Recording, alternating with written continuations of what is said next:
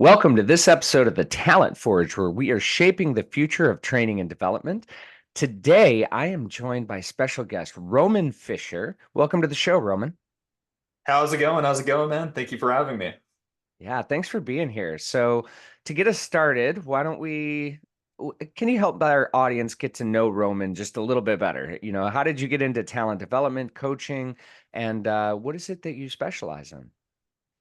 Definitely, for sure. So I specialize in helping people become better and healthier versions of themselves through fat loss, muscle growth, strength gain, and then also improving their flexibility, mindset, and overall consistency and motivation. And so what actually got me into this, because I wasn't really myself crazy enough to say this, being in the fitness and coaching space, I was not always into fitness myself. So there were a few different factors that, well, first got me into fitness before even coaching. So it started really with my younger brother, who started lifting weights when I was about 15 years old.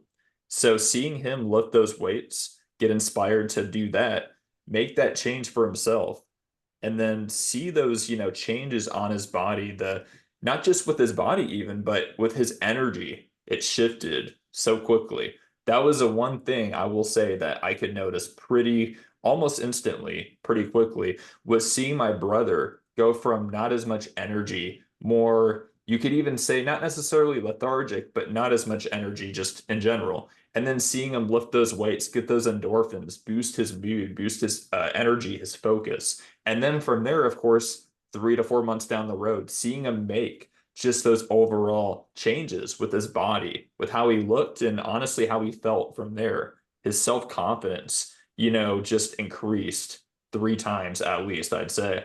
And so seeing that, witnessing that, especially as his older brother, that no doubt inspired me. And I also thought, gee, I'll be honest, if my younger brother can do this, why can't I? So I I love got I that. got to jump right in. I got to take advantage of this too, and I got to see what this is all about. I got to actually, make a change to my body, see what this is going to do for me, because I struggled with that growing up, self-confidence, just overall motivation to feel better, to do things, to look better, and honestly, yeah, just really lack that self-confidence. And so when I started working out, I noticed myself, I started getting this just tremendous, tremendous amount of energy and focus. And the endorphins that I was getting too from the workouts made me just feel better. Like it was literally therapy or medicine in its own right without having to take a bunch of pills and medications from doctors to try to feel better. And that's actually what I was doing back then. I was just taking so many different medications for so many different things like anxiety, depression, ADHD, OCD.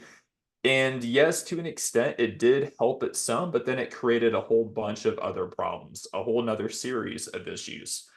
And so when I strayed away from that medication, because I eventually weaned myself off, but with working out, and then eventually researching what's in our foods and drinks and just becoming better and healthier in that regard, that actually helped me shift and phase out of taking medications, and it really just made me feel better. And so when I started witnessing just the overall positive benefits and positive changes I was getting, not just my brother, but me as well, that led me to eventually just swearing off any and all medications. And then from there, I wanted to, being a humanitarian, I wanted to share the same exact, positive lifestyle and healthy lifestyle with other people around me, starting with my friends, my family members, people that I knew and trusted and loved already. And then eventually from there, and ultimately from there, I wanted to share that same exact lifestyle with everyone else beyond that, even people I didn't know. And it was crazy, but I started around the pandemic. So around 2020, when everything was just out of control. Perfect timing. Yeah. Yeah, and it's crazy because a few people were telling me, man, are you sure that's the best timing to start this online training, this online fitness coaching? Are you sure it's the best time? And I was thinking to myself, it's the perfect time. It is a I love perfect it. time because yes, it is a business and a lot of businesses are not doing the greatest in this time, but those are all the ones in person. So doing something virtual is perfect right now, no matter what industry it is, especially when it's fitness and health though, because so many people, have been shut out of the gym because so many gyms have closed, if not basically all the gyms have closed during that Yeah. time. So when that was occurring, that was like the perfect opportunity. I'm like, man, I can capitalize on this, but even more importantly, I can just help people's health, improve tenfold from their own home. So that way I they don't have love to that. worry about a gym membership. They don't have to have the commute there and back. And they can literally work on themselves. They can work on their body. They can work on their health and even their mindset, their mental health in the process from just healthier lifestyle changes with their workouts or nutrition. And honestly, just their overall consistency in sleep. And all that definitely was rewarding for me to see them make those changes, especially during such a rough time. So So Roman, that's what yeah, honestly led me into it and what led me into it at a perfect opportunity. I love this, and I think it's really important. So, a couple of things that I want to unpack in this and kind of take in the discussion here. First, with our audience being in the training and talent development space, they may be going, "Why is Roman here talking about personal training?" And I think it's so important for a couple of reasons. But one of the things that I want to dig into is your motivation, your drive, and your energy. We're going to come to that in just a moment, but I think it's really important what you said. My background's in behavioral science, and one of the things that I often see is that and this is where it's going to apply to those trainers. A lot of times people want the magic pill. They want the magic pill that's going to make them healthy, make them sleep better, make them feel better, whether they're dealing with, significant challenges in depression, anxiety. We're oftentimes given something that's supposed to relieve it immediately. And I am a believer in Western medicine, and I am a believer in science. And yes, there are definitely people who need some kind of medical support, medication in terms of support. But what you said there is really important, I think, because when we get into a more healthy lifestyle, it actually reduces the need for a lot of those things. When we're taking those medications, it's not our body telling us, hey, I have a deficiency in, say, something like Xanax. It's saying there is something underlying, whether that's psychological, whether that's physical, whether what it is, that's creating the conditions for these neurochemicals blasting us. Addressing that as a root cause as opposed to something quick, that can be really important. So here's where I want to take this for our audience. A lot of times they're going to have people that are coming into their trainings that want that quick fix. And sometimes that's not going to work. You got to put the work in and the energy in. So, how do you, Roman, keep people motivated when we are in a society where oftentimes a $50 prescription can resolve the symptoms of a problem, or if $100 training could resolve the symptoms of sales, or something like that. But in reality, they got to put the work in. How do you keep people motivated in that space? Yeah, 100%. You're so right and so correct on that. We're in such a, crazy world right now where everyone wants the quick fix. Everyone wants a solution like right away, like instantaneous. And that is a common issue and problem for a lot of people. I found the very best way is to first off just remind them and have them just stay in that zone and that headspace of why they started the journey to begin with. Like, why did they actually start this? And having them keep that why, that reason for starting and beginning this journey, like keeping that in the back of their head, having them write it down, even recite it, maybe daily or nightly or both. Having them keep that in their mind and their headspace, that actually keeps them more consistent and it keeps them from honestly falling off, no matter the process, no matter how tough or challenging it might be for them, especially if they're starting out in their fitness journey to begin with. So that's the first way, is to really prep their minds and really wire their thinking, their headspace in the right manner, in the right order. That's the very first thing. Then the second thing is to honestly have them break down their big goals into smaller ones.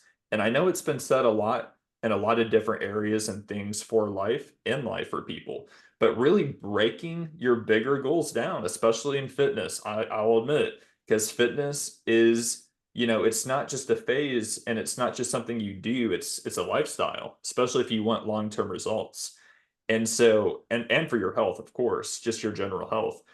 But the people that are trying to achieve whatever goal it might be, muscle gain, fat loss, maybe they're trying to lose 50 pounds, maybe they're trying to gain 20 pounds of muscle, whatever that might look like or be for that person or individual, you really got to have a game plan, but you got to break those big goals into smaller ones. And so I advocate really starting small, starting small. Start, especially if you're a beginner or you're getting right into fitness for the first time in a long time. Break those goals down. So instead of going all in and trying to dive headfirst and work out 5 to 6 days a week, work out 3 days a week. Start with just 3 days. And honestly, do you like a Monday, Wednesday, Friday, full body split? And just do a 20, 30 minute workout session for those 3 days. That way, you're not spending all day and just the whole day in the gym. You're not And spending setting all day, yourself up for all week in failure. the gym then. Yeah, And you might be motivated week one, but week two, that motivation is going to start capping or anything else. And it's really funny because I don't do fitness training or anything else like that. I do behavioral change. And one of the things that was brought up, and for all those trainers out there, one of the things that I like to do is at the beginning of a training, ask, why are you here? What is it that you want to accomplish? Where do you want to go from here? If tomorrow we could solve your big problem, what would it be with this training? So, kind of getting that same goal, why, and all of those out there. But I did have somebody one time say, I want to lose 30 pounds. And you might like this, Roman, because like I said, I'm not a fitness person. I'm a behavior person. So it's about, repping behaviors, getting habits, etc. So I walked over to them and I went like this and I looked at their arm and I was like, hold your arm out like this. And they held their arm out. And I went like this and I walked all the way back up their arm to about their elbow. And I said, well, that's probably about 30 pounds. Do you want me to just cut that off? And they looked at me like, what? And I'm like, you got to go deeper. Why do you want to lose 30 pounds? What is it that do you want to feel better? Do you want to be able to have, better mobility up the stairs? Do you want to be able to play with your grandkids? What is it that you want to do and accomplish that? And got them to be very, very specific. oh How yeah. does that specificity for you, especially when you're training and getting somebody, what does that specificity specifically do to the people that you're working with? Yeah, 100%.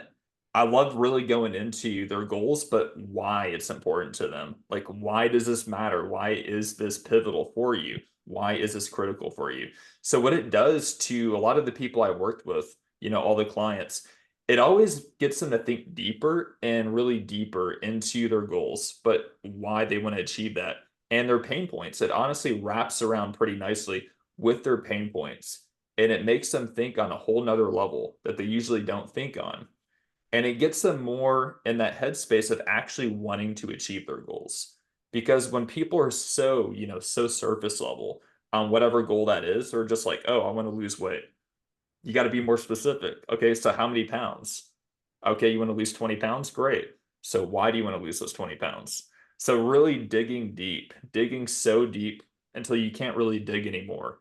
That's what I love to do with my clients and seeing them just get in that head space, that zone, that mind space, that mentality where they honestly, I can see it in their eyes and their face that they're literally digging so deep where it's actually reaching their heart, so to speak.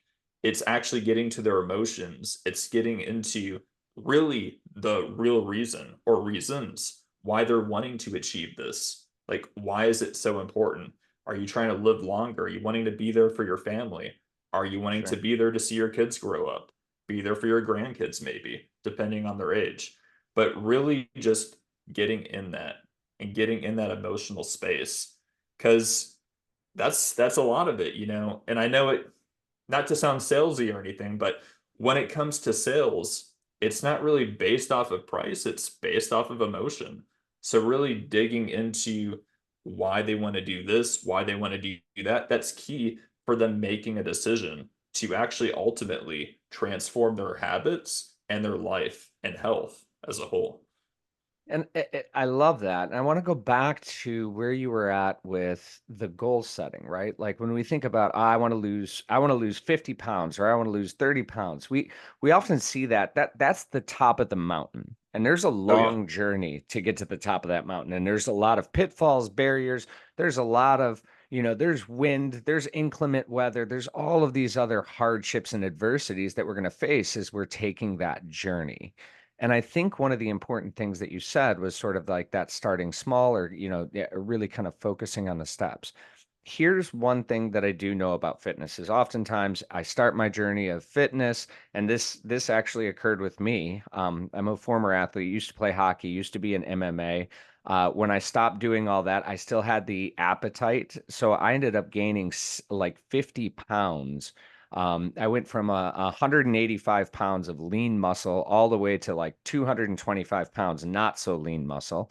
But when that occurred, I really had to kind of shift. But when I started that journey, I didn't see, everything just melt away quickly. By the end of week one, I got onto the scale and I'm like, I'm at 224 pounds and I just put everything I had into this. And it was one of those moments, thankfully, I remembered, okay, muscle weighs more than fat. So right now I'm gaining muscle, and that's probably making it look like I'm not doing as much, but stay with the game, stay with the program. Now, when our trainers and our audience, they're training, they're coaching, or whatever else, they've got to keep people going, even if they're not seeing results immediately or quickly. Like I give them a tactic, they go try the tactic, it fails once, and they go, okay, I'm never going to try that again. Or they didn't execute, or something happened, or whatever else. How do you kind of help them better to understand, hey, this is going to be a journey. You're going to have some setbacks. I want you to try these things, and, don't be so concerned that at the end of the week one, you haven't lost your 10 pounds, and how do you keep them motivated when they don't see the results as fast? Yes. Oh, yeah, for sure. So that's a huge pivotal moment in the client's journey as they're trying to lose weight. That's one of the main things. Sometimes gain muscle, but it's mainly people that are trying to lose weight that really get frustrated in this situation and circumstance. So what I usually tell the client is that, hey, this is progress. It's progress over perfection. Just like what you were saying, there's going to be hiccups. There's going to be things that come up. There's going to be barriers and roadblocks that are just part of life and part of your journey. But that's not to say, and that's not to mean that you should quit. And I oftentimes give them past, client testimonials and client success stories that they actually went through similar, if not the same kind of situation as you. And because of that, they didn't, stop. They didn't quit. They didn't fold. They kept going. They kept pushing. They kept pulling, and they kept going. And because of that, they actually achieved their goal weight. More importantly, they actually felt better. They looked better, and they could see the results in the mirror. And that actually ties into my next point here. What I tell my clients is that the scale matters to an extent, but it only matters so much. What you're seeing in the mirror, how your clothes are fitting, how they're feeling when you put them on, when you wear them. And then, honestly, too, any measurements that you might be taking as well, those matter that much more, like that much more, because you're seeing not only the changes in the mirror from where you were, maybe a week or two ago, maybe even a month ago, depending where you're at in the journey. But when you're measuring yourself, even if you're not losing weight on the scale, if you're losing measurements in the right areas, then you know it's working. That's how you know you're burning fat, losing fat, because the scale, it really makes up three different things, fat weight, muscle weight, water weight. If your, weight's not always going down, that doesn't mean you're not losing fat. It could mean that you're just gaining muscle. So that's one way to look at it, like you were mentioning. Another way to keep them on track and keep them motivated is that sometimes the scale doesn't move at all. And that doesn't mean that you're not, making progress. It could just mean that you're also gaining just a little bit of muscle where it's not going to move much, but you're not really losing because muscle does way more than fat. But as long as your measurements are changing, as long as you're feeling even a little better, that's also how you know you're making some level of progress. So I always make sure to have them just know that this is something you got to be in it for the long haul. So write down any and all success that you've had, even the smallest bit of success. Write that down. I always advise them to do that, to write down even the smallest wins from each week, to write that down, track that. So that way, when you're feeling down, you can even see just these small wins that are honestly monumental because these small changes and small wins, add up to big, huge wins and changes over time. And it's so important, and it's such a good tactic. Any trainer can take that in there and really encourage, hey, audience, you're getting these things. I want you to get out there, want you to try it, and I want you to track your wins. And it's so important because that really does have a huge impact on our dopaminergic drive. And when we win, we want to win again, and we want to win again, and we're getting that dopamine hit. So super important and great advice for any trainer or coach. Get them to track those wins. Related to what you were saying about the scale's not everything. At the point in time that I was a hockey player, I was 185 pounds. So for our international audience, it's about 92 kilos and 7% body fat. But I'm only 5'9" and less than 2 meters. And the interesting thing is by the BMI or anything else, I was quote obese. And Yeah. but it's just like everybody's body's different. Everybody comes to it in a different place. So I want to kind of talk on that for just a second, right? Like some people love the journey. They love exercising. It does bring out the endorphins. They feel good. Some people hate the idea or at least getting started because I will tell you, even the people that I've seen that don't like exercising, when they get out there, even if they just do a brisk walk or whatever else, they're like, yeah, I do feel a little bit better. Right. But this mental block, our brain is designed to conserve energy sometimes and to put us in this sort of status quo and no change. And what you're talking about, Roman, is massive change, physical change, lifestyle change, so on and so forth. And that can be absolutely terrifying. And our brain can be our own worst enemy in that. How do you manage sort of that anxiety of people getting in their own way? Because I know a lot of our audience, trainers, coaches alike, can look at something and be like, all you have to do is this, and you are going to win. And yet the audience struggles because it's almost like they're afraid to win, or they're that anxiety of, well, what does this mean if I change? Am I going to have to do this the rest of my life? Am I going to have to X, Y, and Z? How do you help them overcome sort of that like internalized barrier of fear or anxiety or fear of failure that I'm not going to be able to achieve the goal that I have? Do you ever encounter that, and how do you manage it? Yeah, yeah, I've had that a few times for sure, where the client, thinks that if we're working out this much that we have to stay with that amount, throughout the whole program or maybe to the next set of phases. And I always tell them that this is just a temporary phase, but this is a lifestyle. It's a journey. It's not just a phase, but in this one specific area or phase, if you will, this is only a temporary thing that's going to get you to where you got to be. So for the next phase or part of your journey and part of your lifestyle as a whole, this is going to shift to the next thing. So you're going to keep leveling up. So if you're trying to lose weight, we're not always going to be in a deficit. We're not always going to have to cut out this many calories or add in this much activity. It'll shift with your goals. So I always try to keep them in that headspace that not everything's going to stay the same. You don't have to do the same exact routine every single day. Especially if this part of the phase isn't your favorite, we can always adjust it. But ultimately, there's changes that are going to be made and things that are going to change, with your goals. Your goals change, so the process will change to an extent. So having them understand that certain things are temporary as part of the journey. Nothing's going to be permanent, nothing's going to last forever. And yeah, things are going to be adjusted, things are going to change along the way.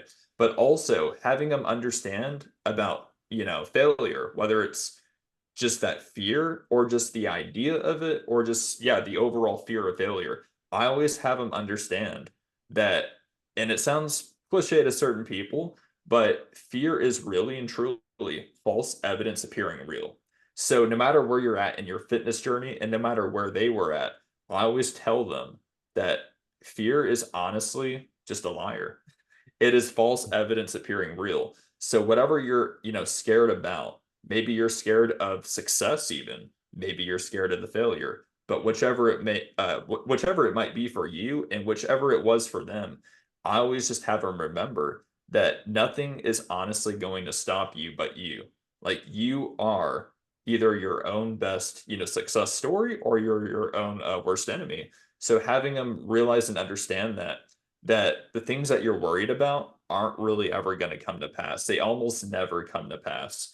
So I always have them keep that in the back of their head, along with just everything that they have accomplished, everything they've accomplished. I have them write that down too. And honestly, sometimes I'll even tell them to write down their wins by all the things that they're scared of, and seeing how those wins can actually contradict their fears. At the same time, I've seen it before and I've heard it before Mhm. that they have all these wins stacked on one column. Then then on the other column, they write down their fears and everything that they were afraid of, or maybe are still afraid of. And then I have them just analyze their wins and compare and contrast with their fears. And usually their wins actually contradict what they're afraid of. Oh, that's So smart. it's really amazing, just that alone. I And really then a like few that. other bonus things I do for my clients, as far as, some bonus tips for anyone listening too, is I'll have my clients, encourage them to travel, or at least even if they don't have the means to maybe travel, to another state, to another country, even just to get out to, into nature, get out to nature, hike, do something different. You don't always got to go to the gym. The gym will help. Maybe working out at home, that'll help too, but get out into nature, go for a hike, go for a walk, even just outside. If you're near like a forest or a hiking trail, just go out for a walk, unwind, reset. Resetting your mind is one of the most powerful things anybody can do, no matter what stage you are in life and fitness, just in general. Getting out, going out for a walk, letting loose, inhaling, exhaling, the basics, and then even listening to some kind of, meditation music, binaural beats even. Whatever that looks like, whatever that is, but those type of things can be monumental for just cleansing your mind from the inside out, and honestly keeping you on track and preventing you from getting off track and from letting that fear overtake you. Because the worst thing you could possibly do, and I tell my clients this too, but the very worst thing I should say that you could possibly do is let fear get the best of you, because that's I, the only time fear will actually win, is if you allow it and encourage it really to get the best of you. if you Otherwise, feed it it. really has no place and you can triumph over that fear. I really like the tactic you shared about comparing and contrasting your wins versus your fears. I think that's really smart. And I think that's a powerful, powerful way to kind of demonstrate visually for somebody. As you were talking about getting out into nature, so I am a person who no longer loves the gym. I lost the love for the gym and everything else. So my exercise and the way I still exercise every day for at least 30 minutes, and I call it Viking physical therapy. So I'm outside swinging an axe. Like I live in an area where it's all wooded and everything else. So I'm out there either swimming or ice swimming or swinging an axe or flipping over tree trunks. And I have a routine that I follow. And I found that that brings me a lot of joy, just being outside and being able to do that. I want to shift one last question here for you, Roman, because every coach, every trainer has experienced it when they provide the guidance, they give the encouragement, they help tap into the why, they help tap into they do all of the right things, the things that we as trainers or we as coaches can control, and we still see the person sitting across from us struggle, or maybe they're not necessarily living up to their own expectations or even following the suit. And for us as the trainer, it can be really frustrating, be like, geez, Roman, just do what I'm telling you. And this is, you're gonna see the results, but they can't get out of their own way. How have you managed your own internal, as a coach, when maybe somebody's not living up to the advice or not following the guidance and maybe gets stuck in her own way? How do you manage your own internal maybe frustrations with that? Because I'll tell you, I've been in a situation where I'm just like, I am so frustrated because this person's just not doing what they know they need to do. How do you manage your inside, not necessarily them, but like how do you manage your frustration, stay on your game plan to keep yourself focused? Oh yeah, yeah, for sure. Yes, it can be frustrating. I'll admit. I will admit that. But even in that, moment, that instance, I always like to realize that I struggled with that same thing. So I try to see myself in them. That's the Mm, first thing. That's the first thing. Empathy. I always try to Love it. see myself in them and put my, self in their shoes and honestly look at my past self because I used to not even care about fitness. So when I take it, even just a few steps back, I quickly begin to realize, man, yes, it is frustrating. Admittedly, it's very frustrating that they're not always, taking my advice into consideration, or maybe they are, but they're not fully considering it. So that is frustrating, but at the same exact time, I will rewind, several years back, almost a decade ago, and I'll just begin to quickly realize, man, I was in that same place. In fact, I wasn't even in the gym. I wasn't even working out. I was literally just, I played video games. I sat on the couch. I went to school, just did the usual stuff that most kids would do, but I would just not care about fitness. So I can't get too mad at them either. So I got to realize and really take that into consideration, heavy consideration for myself, and realize that yes, they do got to follow the, blueprint. They got to follow the guide to see the results.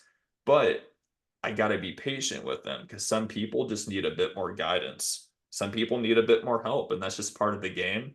It's part of the process. But in the long run, I realize that that is usually the case for a lot of people out there because some people are just lost. And even if they're given the guidance, the direction they need, and the direction they want and deserve, they're not always going to follow it right away because sometimes they're just so stuck in their old ways. So being patient, seeing myself in them, my past self in them, and honestly just being that guide, that accountability partner throughout from start to finish. But I don't even like to say to finish because there's always room for improvement. But from start to where we're at to where we're going to keep going. So just keeping that mindset, staying in that headspace for myself, I found is really, really effective. And then honestly, sometimes not scrapping the blueprint, but really focusing on one small part of the blueprint. And then when they complete that part, go to the next part. So instead of focusing on the whole phase for the workout for the 12 weeks, let's say, to lose weight, maybe just focus on the first, few days and just really focus on that and what we can do in just a few days. And then just build upon that and really increasing the workouts as needed. But sometimes just keeping it very, very simple. I found it's very effective too. That way, they may not, gain them. They may not get the results they want nearly as much, but they will get it in time. It'll take longer, but sometimes you just got to do that for certain people that just need a bit more patience, that need a bit more accountability. So There's that helps quite a bit. so much insight in what you just said, in terms of like habit and behavior. Sometimes you have to reduce the scope and keep the habit. Even if Yes. it's going to take longer to get there, even if I commit to writing 10 pages every single day, and maybe I'm just not feeling like writing today, still get in there and write a sentence, write a page, write a paragraph, whatever it is, reduce the scope, keep the habit. So there's great insight in that. But I think the real golden nugget that you just dropped for our audience is yes, if you're training, if you're coaching, you're now the expert. You've taken that journey. But empathizing and taking a step back to when you weren't the expert, when you did struggle with these same things and how you came to be into that space of expertise in your craft. I think that's such brilliant insight. And it's, that empathizing and that really kind of putting yourself in their position is a really good way to humanize some of the challenges that they're facing. So awesome, awesome insight on that, Roman. Thank you so much. Roman, if my audience wanted to get in touch with you, where would they find you? Yeah, so if you want to just get in touch with me, you can actually find me on my social media at Roman Fisher Official on Facebook, Instagram, TikTok, YouTube, and LinkedIn. If you're on LinkedIn, all at Roman Fisher Official, or you can go directly to my website, romanfisherofficial.com. You can see more of my client transformations, testimonials, and if you have any fitness goals that you need help with, you can go to my website, fill out a quick form, and we can get you started. That's incredible. Thank you, Roman. We'll make sure that those links are in there and you're all over the social media. So it'll be Oh easy to yeah. find you. And I just want to say thank you so much for coming to the show and sharing your insight and your approach. I think it was really valuable and insightful. Definitely. I appreciate it, man. It was a great conversation today. And thank you, audience, for tuning into this episode of The Talent Forge, where we are shaping the future of training and development.